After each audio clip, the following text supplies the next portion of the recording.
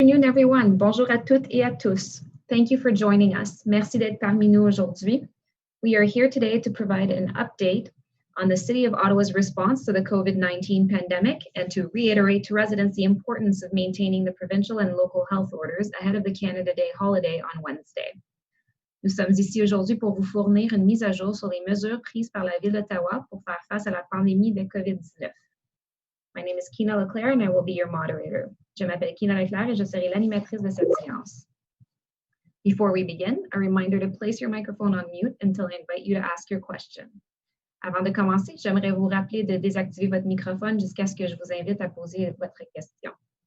Today we'll be hearing remarks from Councillor Keith Egli, Chair, Ottawa Board of Health, le conseiller Keith Egli, président du Conseil de santé d'Ottawa, followed by Anthony DiMonte, General Manager of Emergency and Protective Services, Directeur général des services de protection et d'urgence, Dr. Vera Etches, Chief Medical Officer of Health, médecin-chef en santé publique.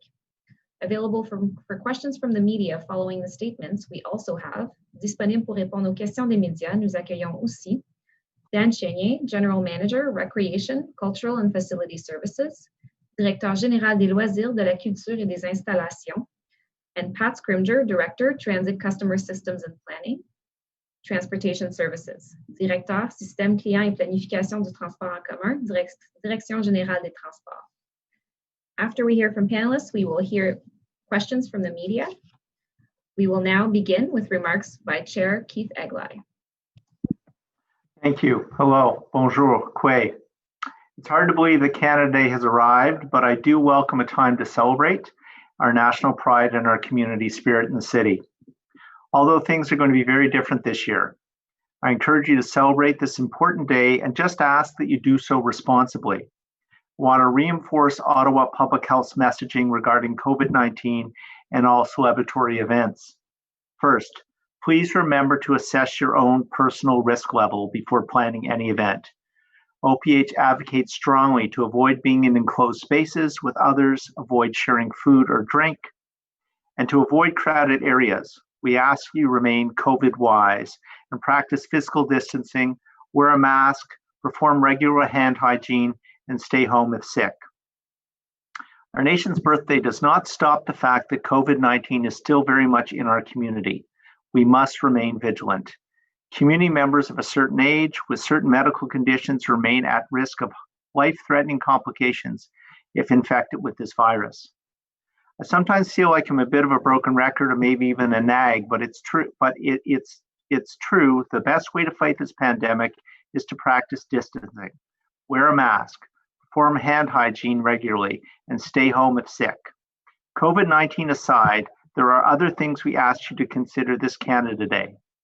Protect yourself from typical Canada Day heat by limiting exposure to the sun, staying hydrated, and paying attention to how you feel. If you are planning on taking advantage of our city's beautiful green spaces, please remember that ticks can be hard to see, so please ensure you conduct a tick check once you are done your outdoor activity. Lastly, if you are planning on drinking or using substances, please do not drive, and remember that anything can be cut with deadly opioids such as fentanyl. As the summer heat continues, residents are increasingly utilizing outdoor splash pads and wading pools. These are excellent resources that help families remain cool and comfortable while having fun in the summer. Although there's no available research that states that COVID-19 can be spread through properly treated water, it can still easily spread if physical distancing is not respected when using these facilities. We ask patrons to be vigilant with regard to spacing between bathers. I believe that after Ottawa's long winter, our community deserves to have a nice and enjoyable summer. I just ask that we do so responsibly and with each other's best interests in mind. Thank you. Thank you very much, Chair Egli. We will now hear from Anthony DiMonte. Thank you. Bonjour. We know a lot has changed in our daily lives since the emergence of COVID-19. And as the Chair of the Board of Health indicated, there will be different celebrations this year for Canada Day. As a result, the iconic Canada Day celebration on Parliament Hill is going virtual this year, and popular community gatherings are canceled in order to comply with provincial requirements. Despite all these special event cancellations, the city will enter situational awareness on July 1st and has developed a 2020 Canada Day plan. The scope of the plan includes monitoring gatherings at city parks, beaches, and locations that have traditionally hosted Canada Day celebrations to ensure compliance with regulations and health guidelines. We will also be monitoring city service delivery and that of our external partners, among other things. We are all aware of the resurgence of COVID-19 in some jurisdictions, and no one wants to see that happen here. We must all resolve to celebrate Canada Day responsibly this year to protect the gains we've made together to keep Ottawa on track and in stage 2 of the provincial reopening plan.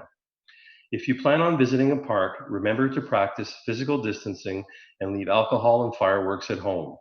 Do not litter and keep the space enjoyable for everyone.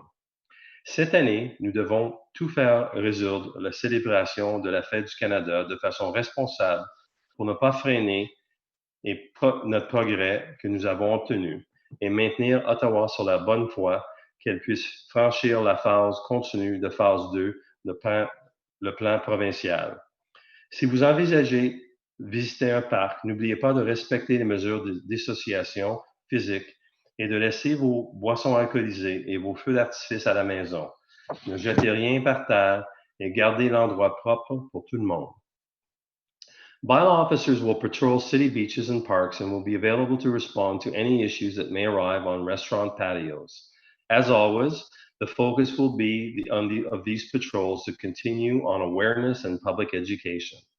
The city's beaches in Lees Bay, Westboro, and Petrie Island will have lifeguards on duty for Canada Day. Britannia Beach remains closed for the season-planned riverbed restoration work. For all those taking to the water, whether making use of backyard pools or waterways, please remember to keep a close eye on young children and make sure they are always within arm's reach.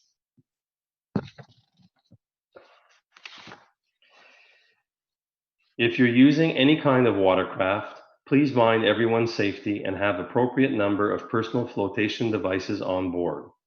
Fireworks are permitted on private property with the property's owner's permission, but must be directly supervised by an adult. It is prohibited to discharge fireworks in city parks unless you have attained a permit, and no such permits have been issued this year. So if you plan to watch fireworks on your street, please maintain the required physical distance from anyone not in your household circle. To help facilitate local transit within our communities, OC Transpo has developed a detailed Canada Plan schedule, which you can find at octranspo.com or on the city's website at ottawa.ca. A reminder that customers are required to wear cloth masks when entering buses, train stations, and paratranspo minibuses and contracted taxis. Please do not use transit if you're unwell or sick. Ne prenez pas les transports en commun si vous êtes malade. Finally, we'd also like to encourage all residents to consider supporting local businesses as they prepare for the celebrations. Nous invitons tous les résidents d'appuyer les entreprises locales alors qu'ils se préparent pour célébrer la Fête du Canada. I hope everyone has an enjoyable July 1st. Let us continue to maintain the positive trends in our response to COVID-19 by acting responsibly this Canada Day and every day in support of our community and country. J'espère que vous passerez une journée agréable le 1er juillet prochain. Maintenons nos bonnes pratiques sanitaires face à la COVID-19 et agissons de façon responsable le jour de la Fête du Canada. À chaque jour par la suite et soutenons notre communauté et notre pays. Merci beaucoup. Thank you. Thank you, Mr. Imonte. We will now hear from Dr. Vera Etches. So this year, Canada Day is going to feel a little different. With no signature events downtown or large community gatherings, you may find yourself finding new ways to celebrate Canada Day. The most Canadian thing we can do is to continue to care and protect each other by being COVID-wise during our celebrations. And however you choose to celebrate Canada Day this year, I encourage everyone to continue that physical distancing, wear a mask when physical distancing is not possible, limit your contacts in number, and stay home if you're sick, and of course, always washing your hands. J'encourage tout le monde à continuer à pratiquer la distanciation physique, à porter un masque lorsque la distanciation physique n'est pas possible, à limiter vos contacts à l'extérieur, à rester chez vous si vous êtes malade, et à pratiquer une bonne hygiène de laver des mains. So the provincial orders in place allow for gatherings of up to 10 people. And we still know that the fewer contacts you have, the less case, the transmission can occur. So while planning your Canada Day activities, here's some things to keep in mind that promote safer celebrations. Try to keep the celebrations outdoors in places where physical distancing can easily be followed. Avoid potentially crowded areas like parks or beaches. And celebrate with those inside your social circle, those 10 people at the most where you've decided to have closer connections. And keep that social circle of yours separate from other social circles. Consider the level of risk of your activities for yourself and for those in your social circle. If there are others who are at higher risk, such as older adults or people with weakened immune systems or chronic health conditions, take extra precaution. Essayez de faire en sorte que les célébrations se déroulent à l'extérieur, dans les endroits où la distanciation physique peut être facilement suivie. Évitez les endroits potentiellement bondés comme les parcs ou les plages. Célébrez avec ceux qui font partie de votre cercle social. Et tenez compte du niveau de risque de vos activités pour vous-même et pour les membres de votre cercle social et votre ménage. Certain groups sont plus à risque. Let's celebrate our country and our city by protecting those who live here. And as we continue, we're moving through stage 2 of reopening. We're continuing the hard work that has allowed us to get here. We're seeing second waves emerge in other parts of the world. And while we're fortunately in a much better position here in Ottawa at this point, we are also at risk of a second wave. We can watch other countries and communities to learn about what works to control COVID-19 and adapt approaches for what's appropriate in our city. So currently case numbers are steady, outbreaks are decreasing, but we're maximizing our testing capacity and our ability to contact trace. This is good news, but the positive case numbers that we see updated on our website every day are still just a fraction of the infections still present in our community. À l'heure actuelle, le nombre de cas est stable, les éclosions diminuent et nous disposons d'une capacité suffisante de tests et de recherche des contacts. C'est une bonne nouvelle, mais nous devons demeurer vigilantes. La COVID-19 est toujours là. Le nombre de cas positifs que vous voyez chaque jour sur notre site web ne représente qu'une fraction de ce qui est réellement présent dans notre communauté. So the risk of an increase in COVID-19 cases and outbreaks, again, is real. Modeling data shows us that a decline of just 20% in our public control measures could lead to a second wave. Our actions influence whether that occurs and how severe. So Ottawa residents have already shown that they're capable of doing what needs to be done to keep the virus at a manageable level. Nous avons le contrôle sur la gravité de la situation. Les habitants d'Ottawa ont déjà montré qu'ils sont capables de faire ce qui doit être fait pour maintenir le virus à un niveau gérable. And our community spirit is strong. So according to phase 1 of our engagement strategy, the majority of residents, 90%, agreed or strongly agreed that they would be willing to wear non-medical or cloth masks in order to be able to access services. 3/4 agreed or strongly agreed that they'd be willing to wear a non-medical mask or cloth mask in a workplace. And now preliminary data from phase 2 of our engagement strategy, which started just last Thursday, so far indicates that 71% of residents wore a mask in indoor public spaces either most of the time or always in the last 7 days. This percentage has been growing. And we continue, though, to observe room for improvement in mask wearing to protect each other. While the data shows that many people are already doing the right thing by wearing a mask, we are seriously exploring our options for making masks mandatory in commercial settings in Ottawa.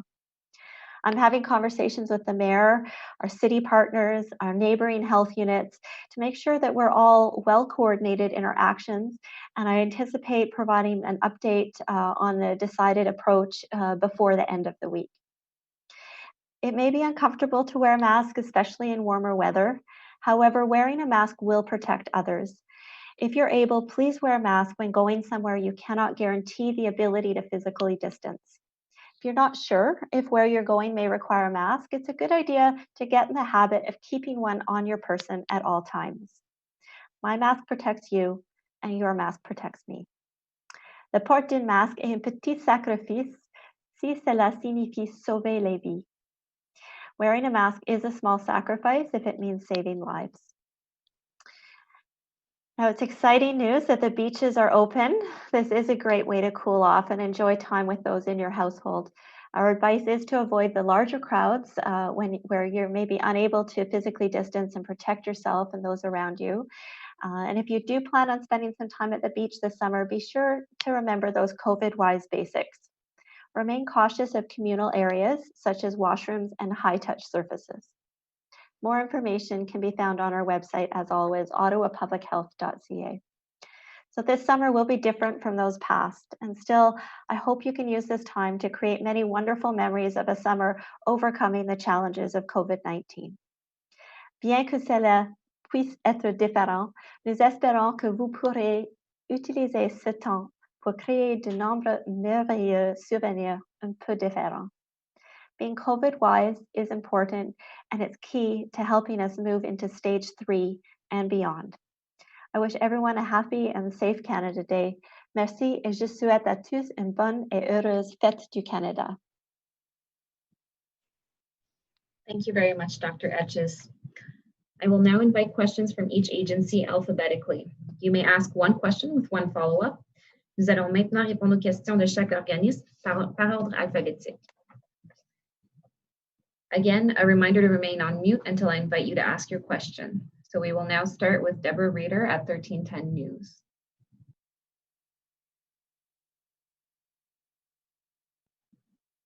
Sorry, everyone, I was muted this whole time.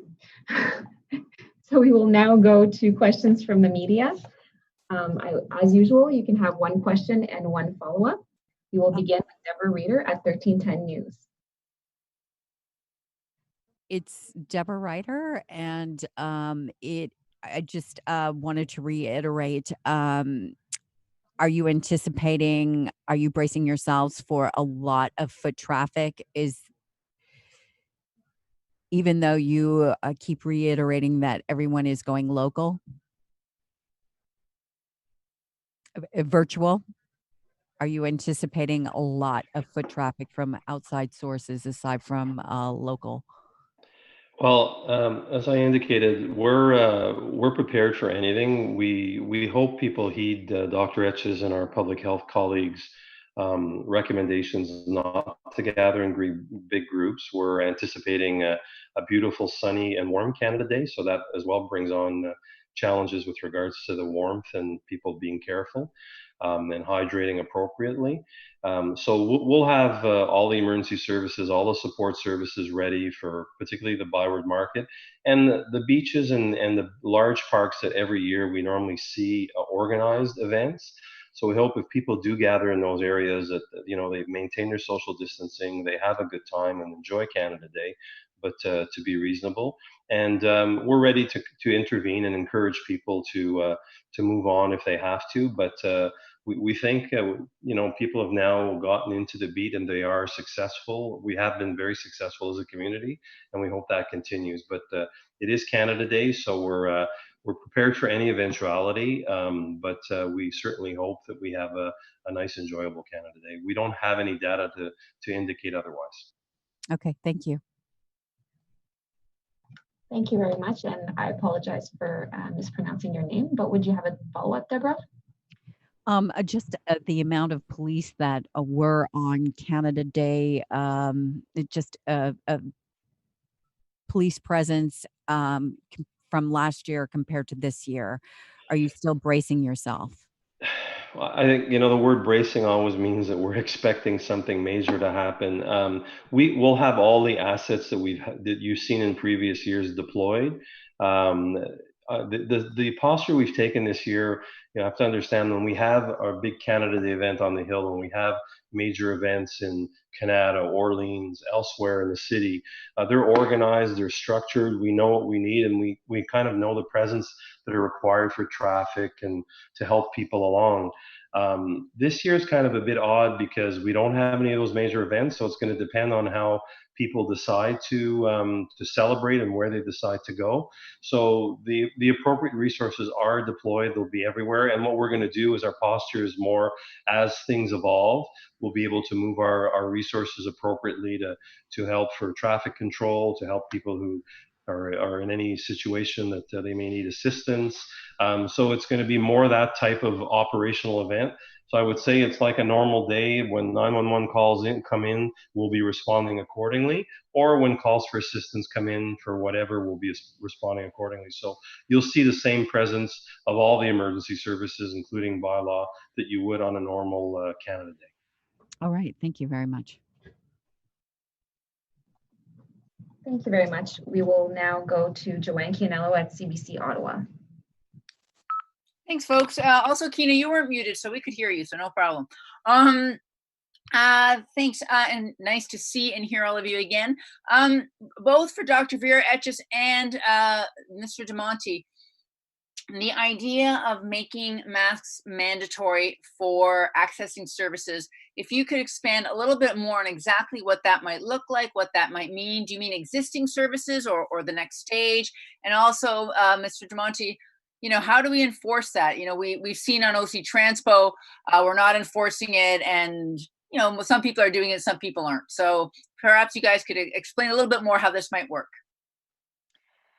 So we're looking seriously at the different options to make wearing a mask mandatory indoor spaces in businesses where people have limited ability to stay 2 meters apart. There are different ways to move forward with this and different options for enforcement. And so this is part of what we're talking to our city partners, bylaw, legal, our neighbors, about making sure we have a consistent approach and something that we can clearly communicate across our area.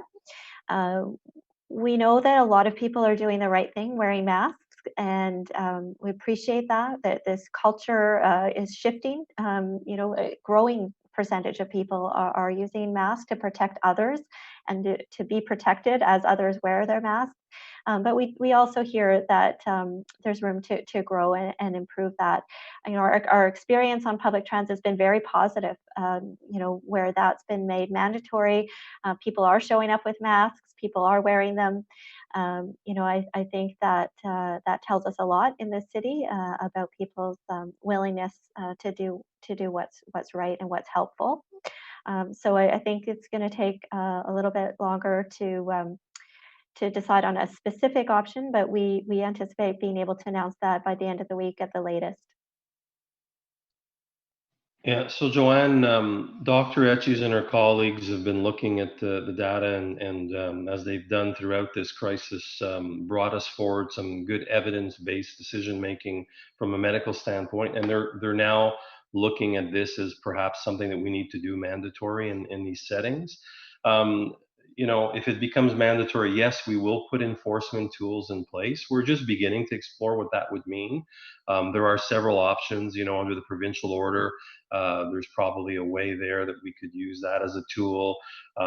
There are other tools that give Medical Officers of Health authority. Some of those tools are legislatively, I would use the term, more clunky, or we could use something more elegant. Perhaps we could develop a municipal bylaw that would also, the approach the provincial order, the fines and that are what they are, and we can't modify that.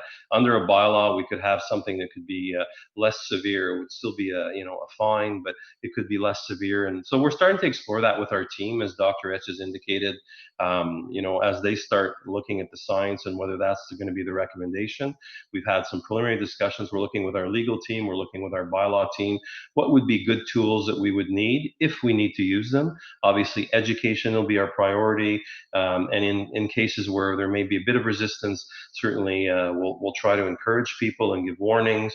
But yeah, ultimately, we will perhaps develop a tool. And to your point, it could probably then expand and be used. I know there was a lot of discussion about OC, but the special constables in OC, if we had a municipal bylaw, could enforce that if we allowed them, and police officers can enforce a municipal bylaw as well. So that seems to be perhaps a path we may look at. But again, no decisions have been made. We're just in the exploratory phase, and we're doing a lot of work in the background. And we'll certainly see if Dr. Etches and the rest of the medical community feel that's the next step we should take for our community. They've shepherded us through this successfully, so we'll develop some tools to support them. Joanne, if I can just add quickly, we've had some very engaged discussions, Dr. Etches and myself, over the last number of days. We had a good discussion this morning with Mr. DeMonte, with the mayor.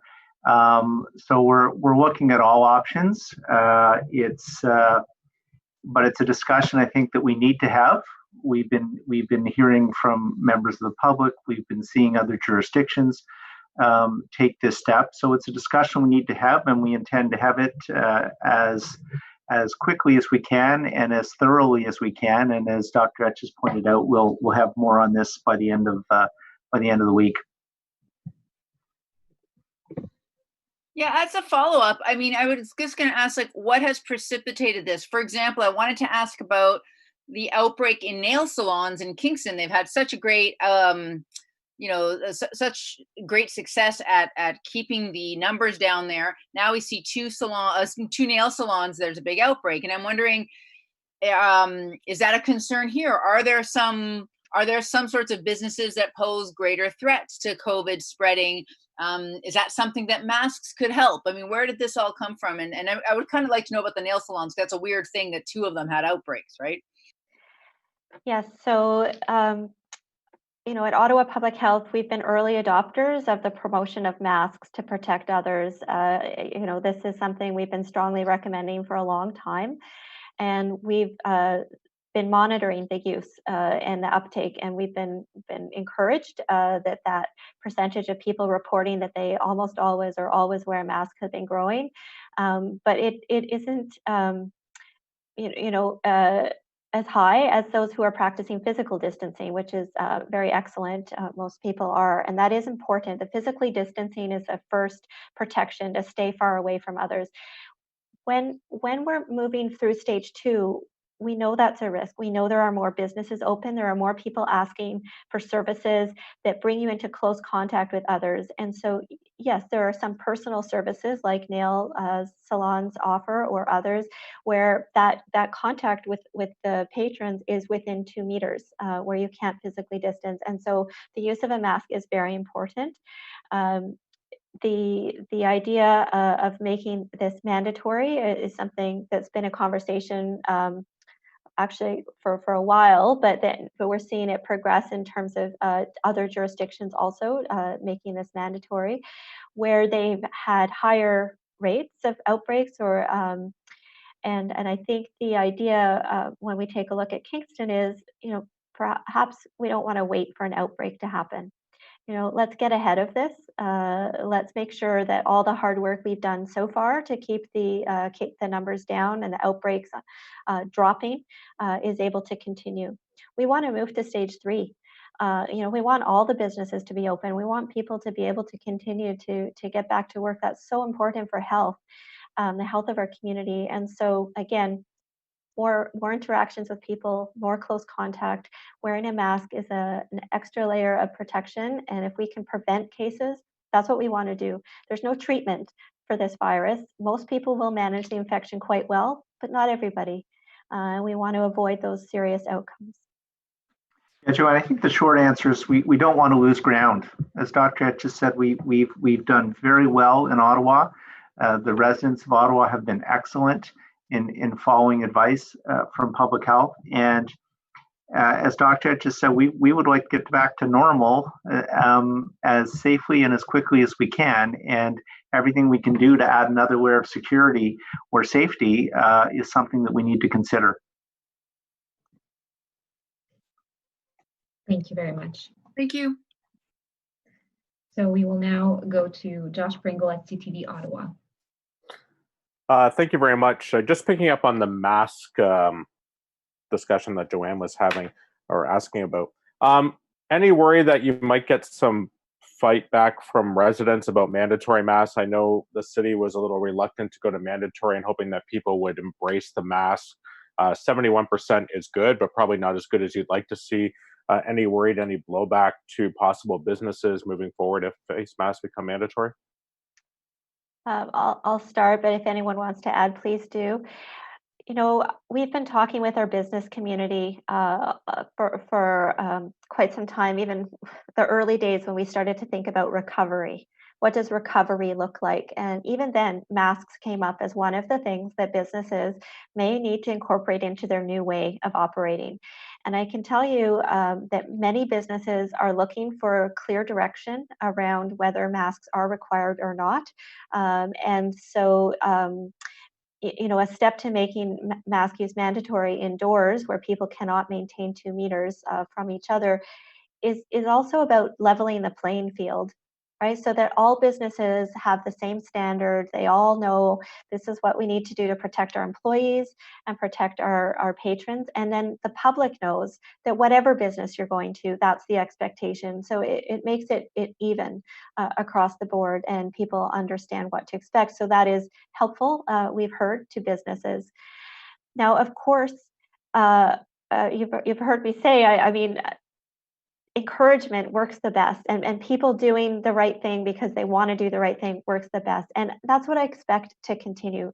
You know, people in Ottawa have been really clear they want to protect others, and this is maybe something that will provide a little bit more clarity about how to do that, because it has been you know, a pandemic where the situation evolves. We need to adapt and keep learning as we go. And so this is a way of helping send that message that I think may just increase that use of masks a little bit more. Josh, as Dr. Etch has said, we've had excellent compliance from people in the community, but taking the next step towards making it mandatory, I think reinforces just how important public health and the city believes that mask wearing is going to be in getting from stage 2 to stage 3 and not losing that ground that we've already worked so hard to achieve. So I think it reinforces that this is a very important consideration going forward. It's not one that we take lightly, and as Mr. DeMonte has spoken to, I have, and Dr. Etches, we're consulting at political levels, we're consulting within the community, we're consulting Dr. Etches within her medical community and the bordering medical officers, the health and public health units. So we're not doing it lightly, but I think it sends the message that if we make it mandatory, that this is an important step, and more importantly, it's an important protection that we can add to our toolbox in holding on to the progress that we've made and pushing that forward. Just a quick story. I was in a place this morning. Out of 12 people, I was the only person wearing a mask. So compliance is all around. Second question, with Canada Day here, the numbers are down. We haven't seen a spike in cases, first from the Black Lives Matter rally at the start of the month, and since we moved into stage 2. Are you worried that people might get a little complacent and think that the virus is not in the community and they can maybe expand their social bubble a little bit safely?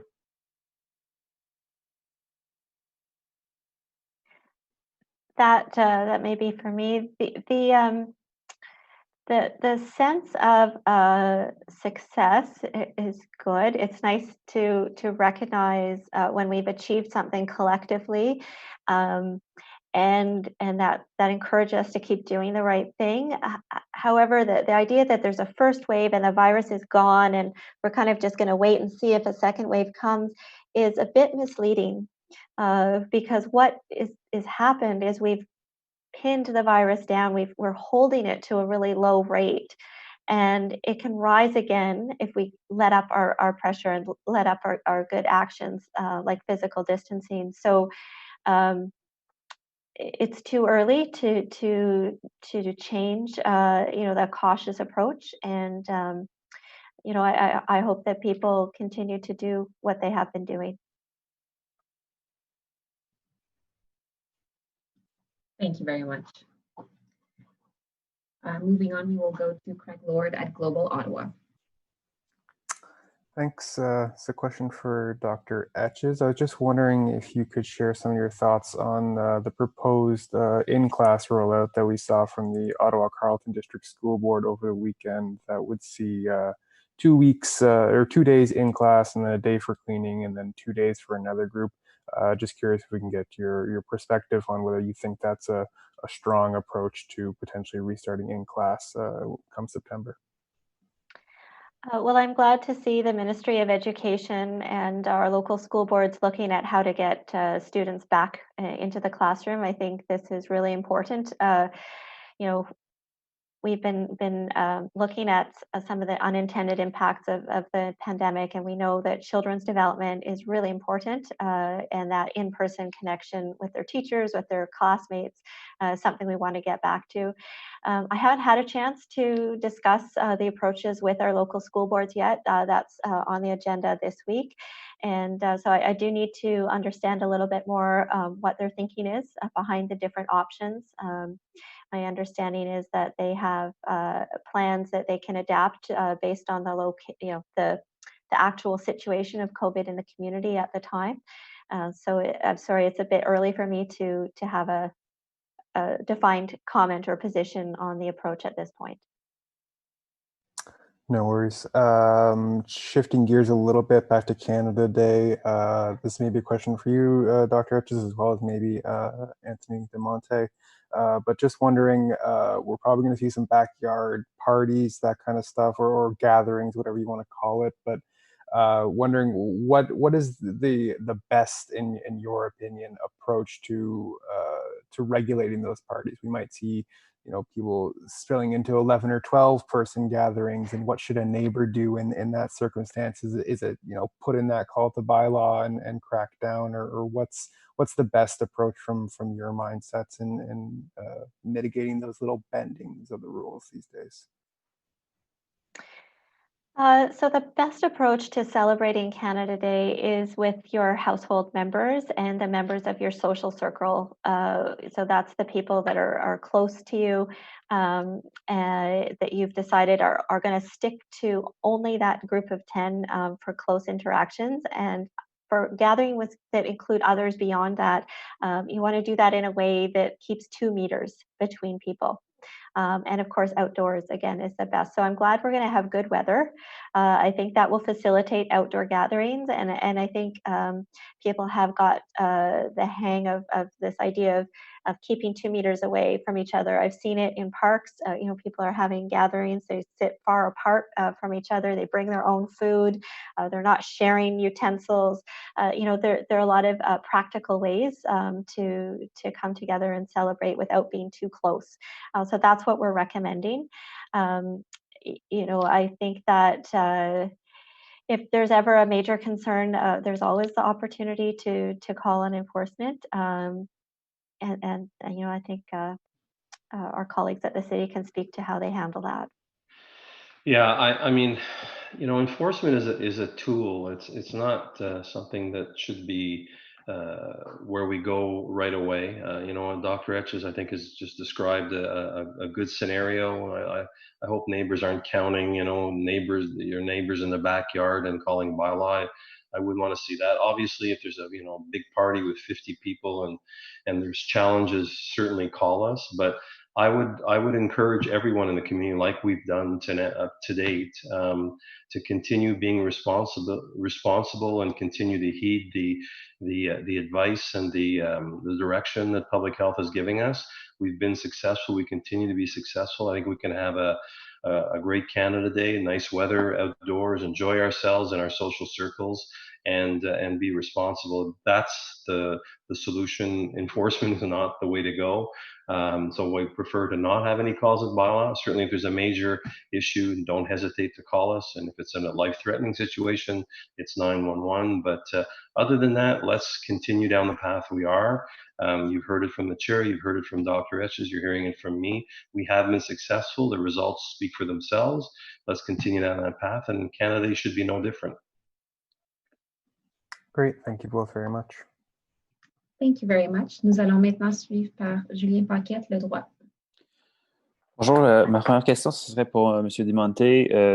Vous avez évoqué la possibilité qu'il y ait une forme de répréhension ou de conséquences pour les gens qui ne porteraient pas le masque, advenant le cas où on adopte le masque obligatoire dans les endroits publics. Est-ce que ça impliquerait, est-ce que ça comprendrait aussi les transports en commun qui, pour l'instant, ont les masques obligatoires, mais il n'y a pas de mécanisme pour... Oui, au fond, Dr. Etches et ses collègues sont en train de regarder la science, l'évolution de ce qu'on a fait à date, et ils vont prendre une décision basée sur cette analyse-là, si c'est nécessaire de mandater le port obligatoire dans les endroits définis. Si on va de cette voie, on regarde au niveau de l'intervention, si vous voulez, les règlements municipaux ou au niveau au niveau provincial, ce qui est déjà en place, ça serait des outils possibles pour nous. Notre objectif, ça serait de continuer à éduquer les gens que si jamais on va cette étape-là. Et si on passe, moi, ma préférence, on vient tout juste de commencer ces discussions-là pour mettre ça en perspective. Il y a 3 options possibles, un nouveau règlement municipal plutôt, le règlement provincial qui existe déjà, ou en vertu de la loi de la santé publique, il y a des ordonnances que le Dr. Etches, comme médecin sanitaire, peut ordonner. Mais ces 2 derniers sont un peu plus complexes, puis c'est plus juridique dans son application. On regarde peut-être un règlement municipal qui nous donnerait une capacité d'intervenir aussi avec des amendes qui sont pas mal moindres que le niveau provincial, parce que ça, c'est l'autre problème. La loi provinciale définie, c'est 800 $ ou 1000 $. C'est énorme. Tout ça pour dire que oui, à votre question directement, si c'est un règlement municipal, on peut élargir les gens qui ont l'autorité. D'abord, les agents de règlements municipaux peuvent le faire. Un règlement municipal peut être également utilisé par les agents de la paix, dont la police. Et nos agents au niveau de OC Transpo, on sera en mesure de leur donner des autorités également. Donc, ce serait un outil pour eux si on va cette voie-là. Mais je répète, on commence nos discussions, sont préliminaires. Tout d'abord, est-ce que le Dr. Etches et ses collègues vont procéder à recommander que ça soit mandaté comme tel? Si oui, faut que ça soit d'une part par les élus autorisés et votés, et par la suite, on regarderait les outils nécessaires. Mais oui, pour aussi Transport, ça serait un outil qu'il pourrait utiliser si c'est nécessaire. Merci beaucoup. Oui, non, évidemment, c'est toujours, c'est pas encore confirmé qu'on ira dans cette direction-là. Ma sous-question, en fait, ce serait justement sur le taux de succès de l'obligation de porter un masque dans les transports en commun jusqu'à maintenant. Je sais que le Dr. Etches a mentionné que c'était positif. Et je peux répéter la question en anglais au besoin, mais j'aimerais aussi entendre M. Scrimger là-dessus. Comment on a calculé finalement ce taux d'adoption?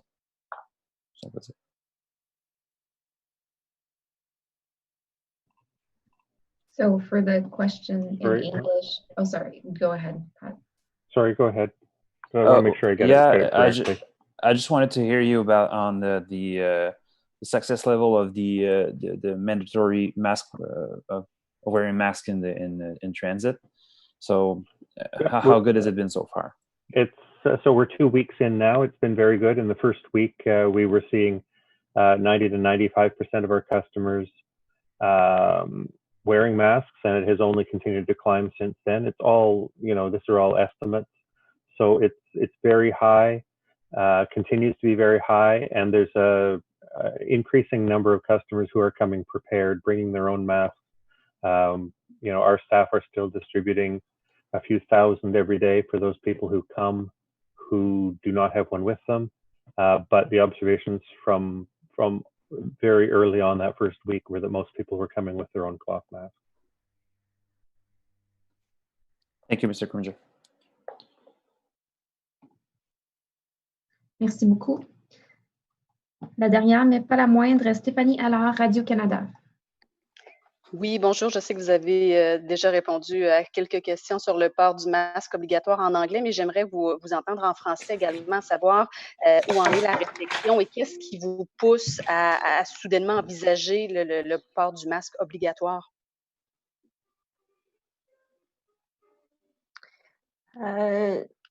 C'est pas soudainement que je veux que tout le monde porte les masques à l'intérieur quand c'est trop difficile de faire la distanciation physique. Ça, c'était mon recommandation depuis longtemps.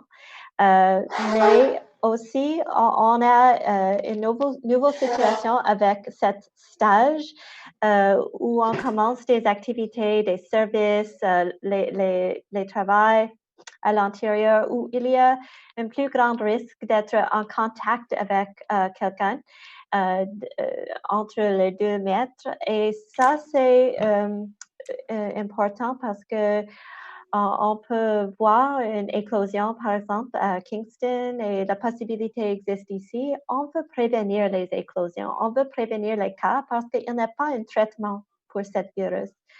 C'est clair que pour tout le monde, c'est possible de combattre le virus, mais aussi, ça peut causer des grands problèmes et aussi les décès. Alors, ça, c'est une décision de continuer avec le message de prévenir les infections. Et c'est aussi que maintenant, nous avons les données que la population utilise les masques pour la plupart. C'est la majorité qui indique qu'ils portent des masques à l'intérieur quand ils ne peuvent pas faire les distanciations physiques. Mais ce n'est pas une grande augmentation pendant les derniers mois. C'était comme 60% de la population qui a indiqué qu'ils portent les masques, mais maintenant c'est 70% et on veut voir un plus grand nombre et avec l'opinion de notre entreprise aussi ici, c'est aussi intéressant pour les entreprises d'avoir la même obligation pour toutes les entreprises. Alors, il y a différentes raisons pour cette action maintenant, mais le but, c'est de prévenir les maladies. Pouvez-vous m'expliquer un peu quelles sont les prochaines grandes étapes à franchir et dans une période de combien de temps est-ce que ce serait possible d'imposer le masque obligatoire à l'intérieur? Nous avons des conversations maintenant pour déterminer l'approche et c'est probablement possible de communiquer cette semaine, avant la fin de la semaine, notre décision pour l'approche. Et toujours, comme M. Demonti a dit, c'est important d'avoir une période de communiquer avec la population et les entreprises, d'aider les gens de trouver des masques s'ils ont besoin. Alors, le début d'un nouveau règlement, ça commence avec l'éducation aussi. Je vais offrir l'opportunité à M. Demonti d'ajouter quelque chose. En fait, je rajouterais tout simplement, comme le docteur Etches a dit, elle et ses collègues sont en train de faire leur réflexion à savoir si la recommandation médicale va être le port obligatoire. Si oui, on a un processus interne, on regardera quel outil qu'on va développer au niveau d'intervention pour les gens qui ne le porteraient pas. Faut qu'il y ait une consultation, évidemment, au niveau politique avec l'ensemble du conseil pour une décision. Et par la suite, si cette mesure encore, il y a beaucoup de travail à faire, si c'est le cas, il y aura une période d'éducation, d'information, etc., avant qu'on commence même à intervenir au niveau règlements municipaux, si vous voulez. Et même au début, ça va être de l'éducation et des avis plutôt qu'une intervention corsée. C'est sûr, l'objectif visé, c'est qu'on porte, si c'est la recommandation, que tout le monde porte un masque dans ces conditions-là. Merci. Merci beaucoup à tous pour votre temps. Thank you everyone for your time. Have a great day. Bonne journée.